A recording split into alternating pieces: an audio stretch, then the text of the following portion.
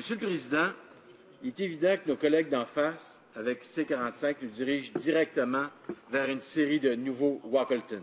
Un Wackleton économique, un Wackleton social et un Wackleton environnemental. Pour les gens qui ne savent pas, Wackleton, c'est un petit village en Ontario qui a fait face à un empoisonnement de l'eau parce que les employés municipaux ne savaient pas comment faire des tests sur la pureté de l'eau. Et les services gouvernementaux, à l'époque, avaient été coupés par un gouvernement conservateur. On se redirige vers le même phénomène. Un Wackleton économique. La situation actuelle n'est pas brillante, là. On a perdu 500 000 bons emplois dans le secteur manufacturier, 500 000 bons salaires. On a maintenant 1 400 000 chômeurs. Ça, c'est 300 000 chômeurs de plus qu'en 2008. On n'a pas amélioré l'emploi, là. On a fait une régression majeure au niveau de l'emploi. On a un déficit commercial de 50 milliards de dollars. C'est simple. On exporte des matières premières à bas coût, puis on importe des produits finis à grand coût. C'est pas comme ça qu'on améliore une balance des paiements, Monsieur le Président. À l'heure actuelle, on a un taux d'endettement des ménages à hauteur de 163 163 là. Les gens, ils sont pris à la gorge. Et maintenant, on apprenait aujourd'hui, dernièrement, qu'il y a 842 000 personnes qui sont obligées de faire appel aux banques alimentaires. Ça, c'est la situation actuelle. C'est une situation qu'il faut corriger. Un budget, c'est fait pour régler les problèmes, pas pour les accentuer, Monsieur le Président. Mais là, on a un gouvernement qui fait tout le contraire. On ne règle aucun problème qu'on a énuméré, on en invente des nouveaux. C'est un projet monstre qui ne remet pas du tout l'économie sur pied. Il n'y a aucune politique industrielle tangible pour relancer l'économie et créer de l'emploi, de vrais bons emplois, pas des McJobs, là, des emplois qu'on a perdus. Ce qui explique, Monsieur le Président, qu'à l'heure actuelle, les gens sont beaucoup plus pauvres que ce qu'ils étaient auparavant. On a un directeur parlementaire du budget qui indique que ce budget-là va nous faire perdre 43 000 emplois. Il y a même des gens qui indiquent que ça va aller à la hauteur de 125 000 emplois. Un budget qui crée du chômage, ce n'est pas vraiment ce que le Canada a besoin. Les conservateurs ont décidé de couper partout. Les crédits d'impôt qui stimulaient l'investissement, la modernisation des entreprises, la recherche et le développement, tout se passe.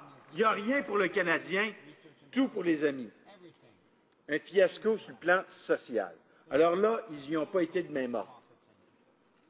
Dans l'année des coopératives, il n'y a plus de coopératives de logement qui se fait. Tout est coupé. La sécurité du vieillesse, on coupe. On ne parlera pas du saccage de l'assurance chômage, tout le monde en a parlé. Mais côté saccage, là, Attila le 1 n'aurait pas fait mieux. La diminution des budgets de la Société canadienne d'hypothèques et de logement, là, c'est ce qui permet à des gens d'avoir un peu la tête en dehors de l'eau. Ça, c'est coupé. L'absence de mesures concrètes pour soutenir les communautés autochtones, on en a fait des beaux discours. Mais entre le discours et livrer à marchandises, là, il devrait y avoir un budget. Ce budget-là n'est pas là. C-45 n'est surtout pas ce budget-là. Un fiasco environnemental. Alors déjà dans le passé, Kyoto, Copenhague, en poubelle. On ne voulait rien savoir. Maintenant, on s'attaque à la loi sur les voies navigables. Maintenant, tu veux construire un pont, un barrage, où tu veux, c'est pas un problème. Tu n'as plus à te soucier de cette loi-là. Les grandes corporations qui sont avares, eh bien, eux, ils ne gênent pas, par contre, pour nous charger un prix important au niveau de l'essence. Le prix de l'essence a augmenté comme jamais il a augmenté. Même si le prix du pétrole n'augmente pas, le prix de l'essence à la pompe, lui, on le paye. Puis c'est les consommateurs qui le payent. En fait, on fait face à une société qui, sur le plan social, a des riches de plus en plus riches, et tous les autres s'en vont vers la pauvreté. On appelle ça une plutocratie.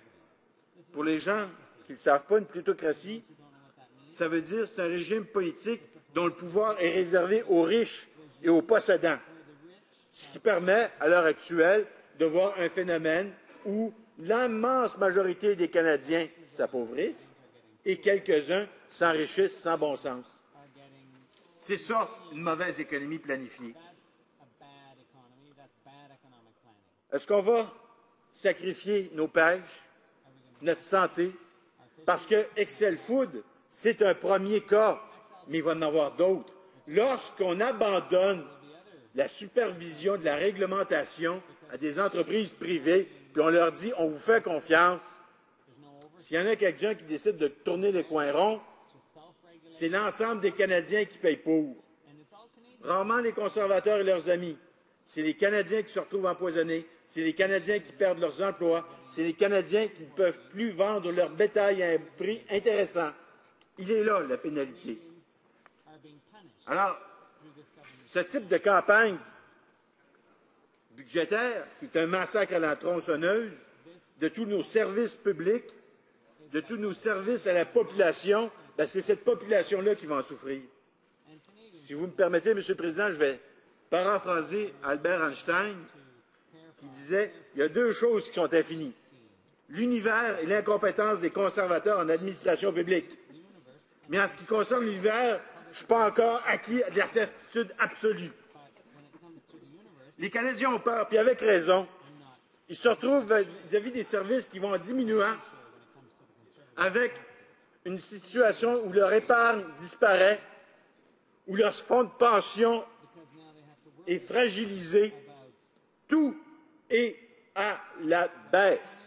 Et ce gouvernement, par l'entreprise d'un budget, doit avoir une obligation de résultat après 10 ans de mauvaise politique économique où c'est rendu, on a 600 milliards d'épargne dans des compagnies qui ne sont pas investies. Vous devriez commencer à penser que vos politiques, ils valent rien. Après 10 ans de mauvais résultats, après 10 ans où le taux de chômage a augmenté, où on avait 1,1 million de chômeurs, puis maintenant on a 1,4 million, à l'époque où on avait un taux d'endettement des ménages qui était de 115 qui est rendu à 163 il serait temps de vous ouvrir les yeux et de dire on va présenter un budget pour la croissance économique. Et au lieu de ça, vous nous présentez un budget mammouth qui est tout sauf un instrument de relance économique. C'est un instrument d'enrichissement pour certains Canadiens, et pour les autres, espérez que la main de Dieu sera là pour vous autres. Ça, c'est un budget conservateur. C'est un budget digne de Reagan et de Bush, des gens qui ont mené leur pays en déficit. C'est un gouvernement digne de ce qui se passe en Angleterre, où les mesures gouvernementales ont poussé un pays à la récession. Et cette récession-là, c'est particulièrement les gens qui ont besoin d'un emploi qui le payent. C'est les gens qui ne veulent pas avoir recours aux banques alimentaires, mais qui n'ont pas d'autre choix. C'est des gens qui se recherchent un logement à un prix abordable et qui s'aperçoivent que sur le plan du logement social, il n'y a plus rien qui existe. C'est comme à Walkerton, M. le Président.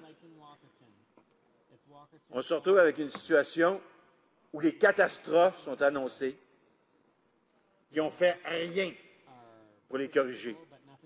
Ce budget nous annonce des difficultés majeures à venir. Et comme à Walkerton, il y a des gens qui vont devoir en payer le prix politique. Mais c'est bien regrettable que les gens qui payent le prix politique ne soient pas ceux aussi qui vont souffrir de ces conséquences-là. Monsieur le Président, c'est un gouvernement qui est sans courage, sans pitié et surtout sans aucune compétence économique. Parce qu'après 10 ans là, de mauvaise gestion, vous devriez vous ouvrir les yeux et regarder que la situation des Canadiens là, s'est détériorée. Merci, Monsieur le Président.